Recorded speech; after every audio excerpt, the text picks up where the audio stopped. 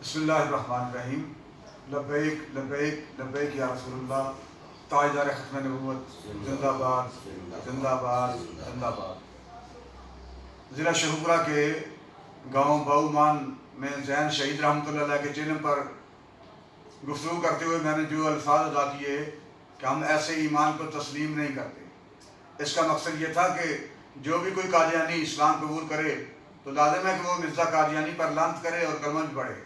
اگر وہ ایسا نہیں کرتا تو ہم ایسے اسلام کو تسلیم نہیں کرتے. ان الفاظ ظاہری کے اوپر اراکین شورا نے میری توجہ اس طرح دلوائی گو کہ اس میں تعویلات بہت ہیں. کچھ مفتیان کرام اس پر موافقہ کرتے ہیں اور کچھ نہیں بھی کرتے. بہرحال ہمارے سر شریعت مطہرہ کے آگے جھکے ہوئے ہیں.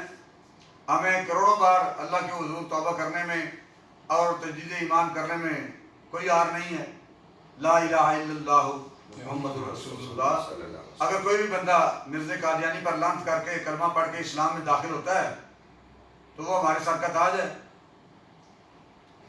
اور آخر پر یہ ضروری بات ہے کہ جو ہر بندہ نوٹ کر لے کہ ہماری لڑائی اور جھگڑا عالم کفر کے ساتھ ہے.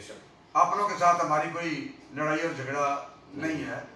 تاجدار ختم نبوت زندہ باد زندہ باد زندہ باد.